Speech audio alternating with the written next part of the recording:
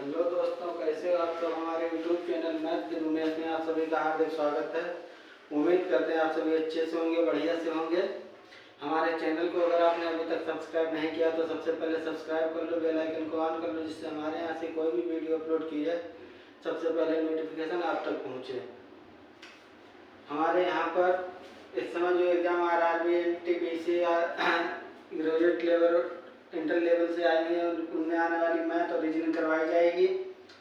इसी समय vacancy SSC GD का भी एग्जाम लगा है, ITBP का लगा है, SC सभी में आने वाली मैथ और रीजनिंग करवाते हैं। तो चलिए, इस समय हम प्रैक्टिस करवा रहे हैं प्रॉफिट एंड लॉस की।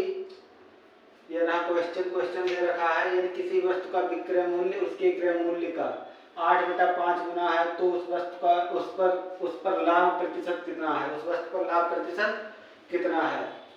इस तरीके के क्वेश्चन देखो, विक्रय मूल्य किसका कहा है, क्रय मूल्य का। जिसके साथ का लगा होगा उसको हम नीचे का मान लेंगे। क्रय मूल्य कितना है, क्रय मूल्य हमारा हो जाएगा, समझते चलिएगा, 5x। ठीक है, 5 मान लिया है हमने। यहीं पर अगर हम विक्रय मूल्य निकालेंगे, इसी को निकाल कर देखो कितना आएगा। विक्रय मूल्य हमारा, अगर इसका हम 5x का 8/5 करेंगे तो 5 से 5 कट जाएगा। विक्रय मूल्य कितना बचा है, 8x बचा है ना। ये तो क्लियर हो गया आपको। 5x में खरीदी थी, 8x में बेची है, 3x का फायदा हो रहा है।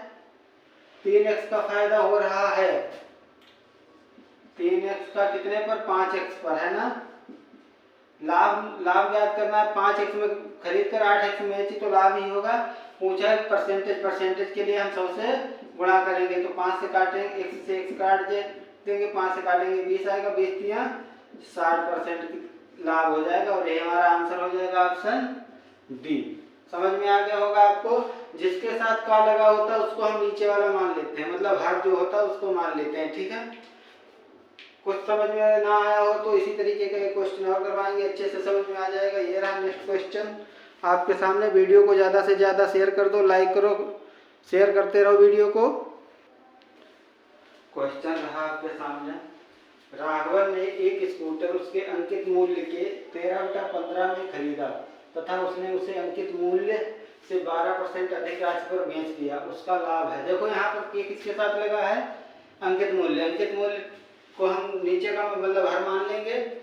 मैंने आपको बताया है, जो चीज हर दे रखा होगा जिसके साथ के लगा होगा मतलब उसी को हम मान लेंगे। ठीक है, यहाँ पर 3 चीजें हमको याद करनी होंगी, एक अंकित मूल्य,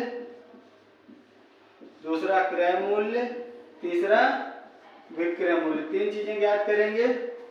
अंकित मूल्य अगर 15x है, अब इसका 15x का 13/15 करोगे तो 13x क्रय मूल्य आ जाएगा। समझते रहिएगा कैसे आएगा ये देखो। 15x का मतलब गुणा होता है 13/15 करोगे, 15 से 15 कट जाएगा, देखो 13x आ गया। ये समझ रहे हो। अब इसने कहा विक्रय मूल्य, अंकित मूल्य से 12% अधिक। अब इसका 12% अगर अधिक निकालोगे तो 15x इंटू 112/100 यही होगा ना। 5 से काटोगे 3 यहाँ आएगा, 5 से काटोगे तो 20 यहाँ आएगा, है ना। 4 से अगर काटोगे तो 5 यहाँ आएगा, 4 से यहाँ काटोगे तो 4 दूनी 8, 3 4 8 32, इस तरीके से बनेगा, है ना। अब ये देखो 28 या 84, इसका मूल्य हो जाएगा 84x/5, क्योंकि अपान में 5 है। विक्रय मूल्य ये हो गया। ठीक है, इसने कहा लाभ, उसका लाभ क्या है, अधिक पर बेच दिया तो लाभ क्या है, यही कहा है ना। ये थोड़ा स्टेप लंबा पड़ेगा, कोई बात नहीं। देखो कैसे होता है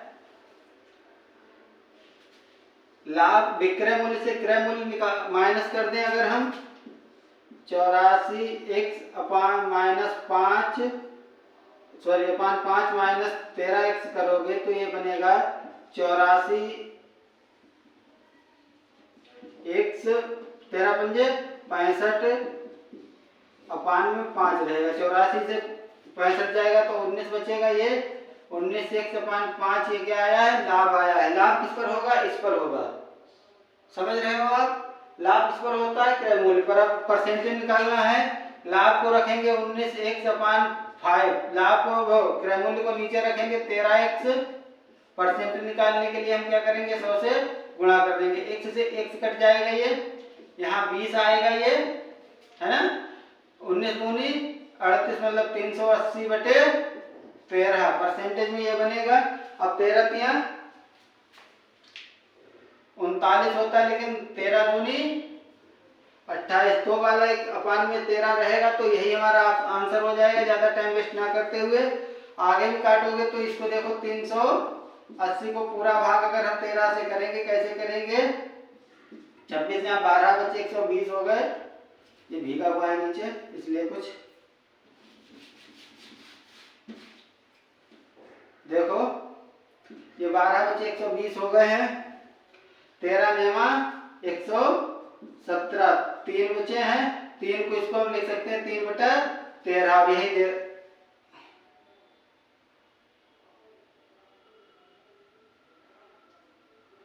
3/13 है, 1/13 है। 13 में 117, 3 से सोचिएगा 3/13। एक सेकंड, ये 1 नहीं है, यहाँ पर 3 है ऑप्शन में भी। ठीक है, हमारा आंसर यही हो जाएगा और यही हमारा आया भी है। समझ गए हो? इतना करना था बस। अच्छे से अगर प्रैक्टिस किए होते तो जल्दी हो जाता। मुझे टाइप टू टाइप समझाना था, इसलिए इतना टाइम लगा। चलिए नेक्स्ट क्वेश्चन देखते हैं। वीडियो को अच्छे से समझ लीजिएगा, शेयर कीजिएगा। ये रहा नेक्स्ट क्वेश्चन। क्वेश्चन दे रखा है, एक व्यक्ति ने 250 कुर्सियां बेची और उन पर 50 कुर्सी के क्रय मूल्य के बराबर लाभ प्राप्त किया। तदनुसार उसके लाभ का प्रतिशत कितना है? इस तरीके की क्वेश्चन देखो दो तरीके से बनते हैं। एक तो बेची विक्रय मूल्य, ये तो बेची कहा जाएगा, लेकिन यहाँ पर जो लाभ या हानि होगी वो क्रय मूल्य और विक्रय मूल्य के ऊपर होती है। यहाँ पर जब क्रय मूल्य दे रखा होगा तो हम सेम रख देंगे, ऐसे ही जो मान दे रखा है। यही अगर विक्रय मान दे रखा होता और लाभ होता तो ये जो मान दे रखा है ये हम इससे माइनस कर देते हैं, लाभ होता तब, और हानि होती तब जोड़ देते। कैसे? अभी तो देखो 250 बेचने पर 50 कुर्सियों के बराबर लाभ हो रहा है, तो 50/250 गुणा 100। 0 से 0 कट जाएगा, 25 से काटोगे 4 आएगा, 4 पंजे 20% क्या हो रहा है? लाभ हो रहा है। समझ में आ रहा होगा आपको? तब तो हम यही रख देते हैं, ऑप्शन ये हो जाएगा। ठीक है, यही अगर 50 कुर्सी कैसे होता है मान लेते हैं। एक कुर्सी का क्रय मूल्य 1 रुपया है, ठीक है, तो 250 कुर्सियों का 250 रुपये हो जाएगा। ठीक है, 250 कुर्सियों का 250 रुपये हो जाएगा ये।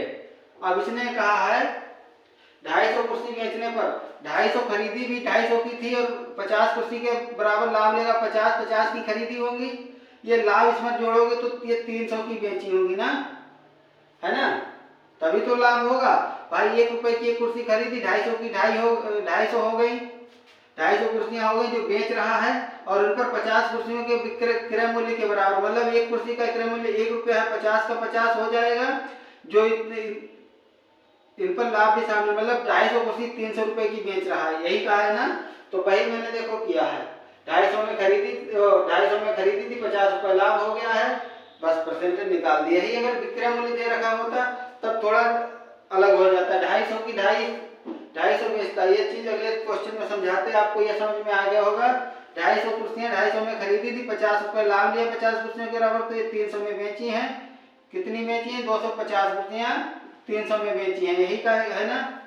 खरीदी थी कितने की? 250 की, तो कितना लाभ हो रहा है? 50 का लाभ हो रहा है, वो मैंने यहाँ डायरेक्ट रख दिया था, इसलिए मैं बोला था वही मान रख देते हैं, हानि हो या लाभ हो जो भी होता है वही मान रख देते हैं। ठीक है, लेकिन अगर विक्रय मूल्य दे रखा हो तो हम चेंज करेंगे। कैसे करेंगे ये चीज देखो, चलो अगले क्वेश्चन में समझाते हैं हम आपको। ये रहा अगला क्वेश्चन।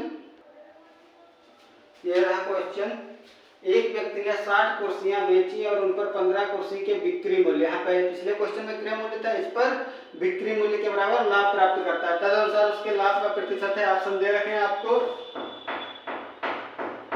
जब विक्रय मूल्य दे रखा होगा तो हम क्या करेंगे, पहले कितनी बेच रहा है 60, लाभ कितने के बराबर है 15 के बराबर है ना, तो 15 के बराबर लाभ भी तो इसी में शामिल है 60 में ही। अगर ये लाभ घटाएंगे तो कितना बचेगा 45 बचेगा है ना। लाभ कितना हो रहा है 15 कितने पर 45 पर, यही है ना 45 पर। परसेंटेज के लिए 100 से गुणा करेंगे, 5 से काटोगे 3 यहाँ आएगा 9 यहाँ आएगा,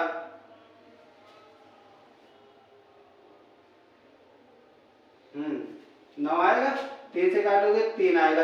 अब ये 100/3 को हम लिख सकते हैं 33 सही 1/3% लाभ हो रहा है, ऑप्शन बी। अब ये कैसे होगा, पिछले वाले क्वेश्चन में भी क्लियर किए थे, इसमें भी मान लेते हैं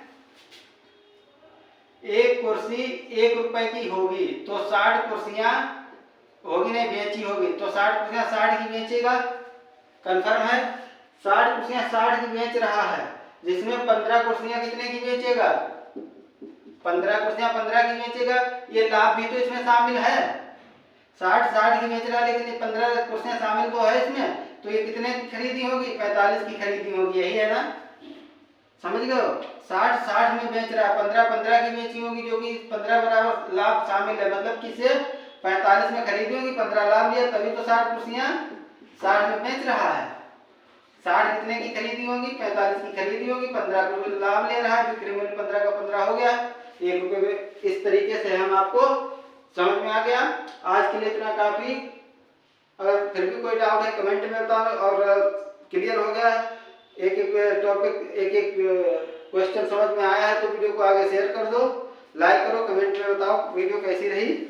आज के लिए इतना, मिलते हैं नेक्स्ट वीडियो में नया कुछ लेकर।